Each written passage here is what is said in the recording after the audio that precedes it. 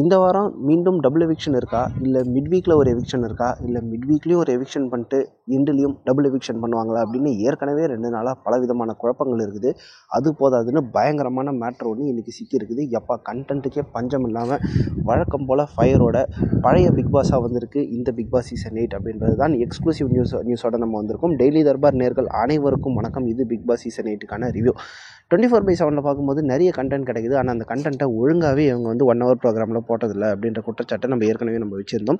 Content டீம்னு ஒன்று இருக்கா இல்லையா அப்படின்றதே தெரில. பட் இப்போ 24/7 பார்த்தீங்கன்னா தீபக் தேம்பி எழுது கொண்டிருக்கார். யார்கிட்டன்னு பார்த்தீங்கன்னா அருண்கிட்ட.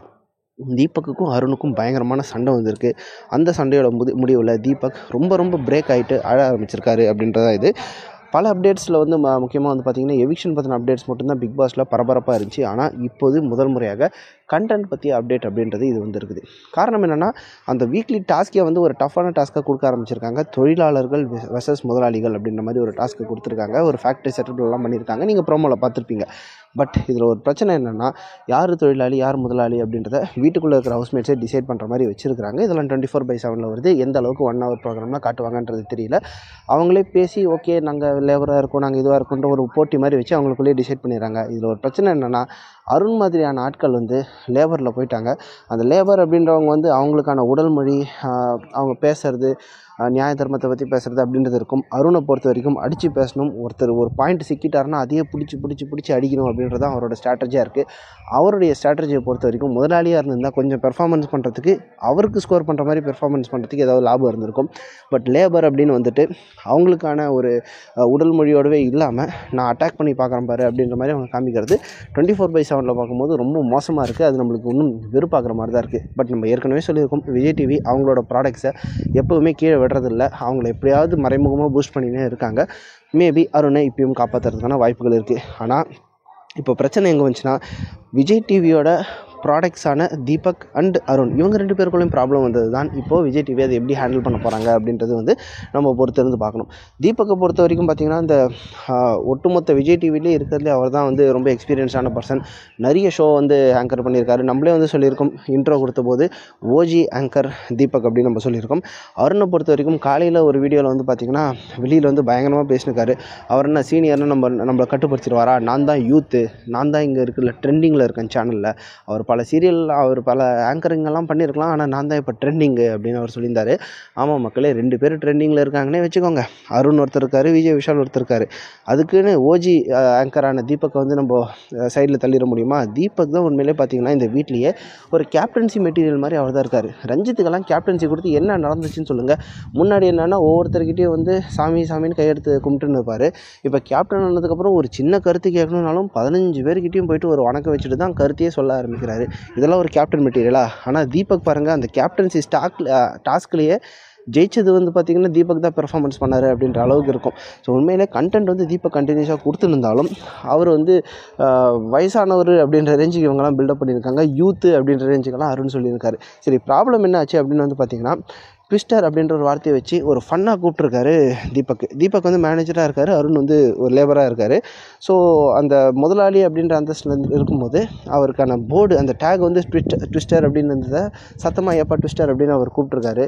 இது அருணுக்கு வந்து ட்ரிகர் ஆகிட்டுருக்கு. நம்ம ஸ்டார்டிங்லேருந்து பார்த்துருக்கோம் இப்போ வரைக்கும் அருணுக்கு வந்து ஒரு விஷயம் அவருக்கு பிடிச்சிருச்சுன்னா அதையே வச்சு திருப்பி அடித்து ஆப்போசிட்டில் இருக்கிறவங்க பிரேக் ஆகிற வரைக்கும் அது ஒரு பாயிண்ட்டாக யூஸ் பண்ணியிருப்பாங்க. ஏற்கனவே மஞ்சுரி எல்லாம் இந்த மாதிரி பாயிண்ட்லலாம் யூஸ் பண்ணியிருக்காங்கன்றது நம்ம எல்லாம் தெரிஞ்ச விஷயந்தான். பட் திருப்பி அது தீபக்கிட்டே பண்ணும்போது பிரச்சனை கொஞ்சம் பயங்கரமாக போயிடுச்சு. பொதுவாகவே அந்த பார்க்குறவங்களுக்கு எப்படி இருக்குன்னா, தீபக் மேலே ஒரு பேட் இம்ப்ரெஷன் க்ரியேட் பண்ணுற மாதிரி தான் இருக்கும். எப்படி இதை கொண்டு போயிட்டாருன்னா அருண், உங்கள் வீட்டை நீங்கள் வந்து லேபர்னால் இப்படி தான் ட்ரீட் பண்ணுவீங்களா, இப்படி தான் கூப்பிடுவீங்களா, ஒரு லேபருக்கு ஒரு டீ கொடுக்க மாட்டிங்களா, இவ்வளோ தான் கூலி கொடுப்பீங்களா அப்படின்ற மாதிரி தீபக்கோட பர்சனல் கேரக்டரையே பிராண்டு பண்ணுற மாதிரி அவருடைய பேச்சு அமைஞ்சிச்சு அப்படின்னு தான் சொல்லணும். இது ரொம்ப தவறான விஷயம்னு கூட சொல்லலாம். தீபக்கும் எடுத்தவொடனே ஒரு கோவம் ஆகிட்டார், ட்ரிகர் ஆகிட்டார். அது பாட்டுக்கு அவர் வந்து சமாளிக்கும் போது அது ஹீட்டட் ஆர்கியூமெண்ட்டாக அது போயிடுச்சு. பட் எல்லாமே முடிச்சதுக்கப்புறம் அட் எண்ட் ஆஃப் த டே தனியாக கூப்பிட்டு அருணை கூப்பிட்டு நான் உங்ககிட்ட கொஞ்சம் பேசணும் அப்படின்னு சொல்லிட்டு பயங்கரமாக பிரேக் ஆக ஆரம்பிச்சிட்டாரு. நம்மளுக்கே அதை பார்க்கும்போது 24/7 பார்க்கும்போது ரொம்ப ஷாக்கிங்காக இருந்துச்சு.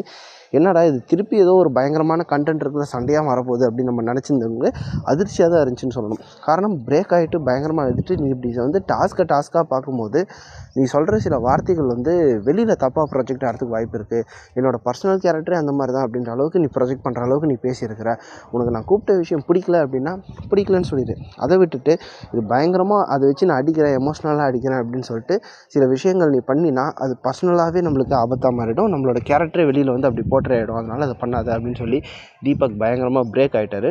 அது உண்மையிலே பார்க்குற நம்மளுக்கும் வந்து கஷ்டமாக தான் தெரிஞ்சு. இதை 24/7 பார்க்குறோம்.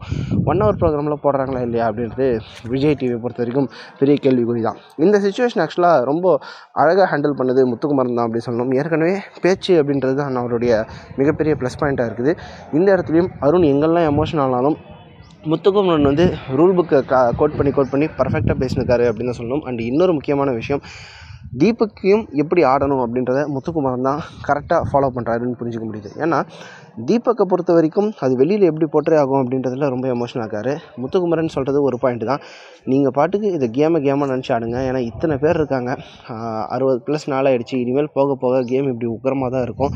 எந்த ஒரு விஷயமா இருந்தாலும் அதை பர்சனலாக எடுத்துக்காமல் நீங்கள் பாட்டுக்கு கேஷுவலாக கூலாக ஆடிட்டு போங்க. இது ஒரு டாஸ்க்காக பாருங்கள். நான் அப்படி தான் பார்த்துருக்கேன். அப்படி பார்த்தா தான் பழைக்க முடியும் அப்படின்றத முத்துக்குமரன் உறுதியாக இருக்கிறாரு. பட் இது எல்லாமே கட் பண்ணிவிட்டு 1 hour ப்ரோக்ராமில் போட்டாங்கன்னா அதுக்கப்புறம் இந்த கண்டென்ட் டீமை வந்து நம்ம என்ன சொன்னாலும் அது தகும் அப்படின்னு தான் பார்க்கணும். ஏன்னா ஒரு இன்ட்ரெஸ்டான ஒரு கண்டென்ட் அவங்களால க்ரியேட்டும் பண்ண முடியல. ஹவுஸ்மேட்ஸும் ஒரு கண்டென்ட்டை கொடுத்தாங்கன்னா அதை வந்து இன்ட்ரெஸ்டிங்காக நம்மளுக்கு ப்ரெசென்ட் பண்ண முடியாமல் தான் பிக் பாஸ் சீசனை திணறி கொண்டு இருக்கிறது. இந்த ஒரு பிரச்சனையில் தீபக் மேலே நியாயம் இருக்குன்னு நினைக்கிறீங்களா, இல்லை அருண் பண்ணது கரெக்டு அப்படின்னு நினைக்கிறீங்களா? தீபக் பிரேக் ஆகி உடஞ்சி விழுந்தது நீங்கள் 24/7 பார்த்துருந்தா உங்களுக்கு என்ன தோணுச்சு அப்படின்றத கமெண்ட் பாக்ஸில் மென்ஷன் பண்ணுங்கள்.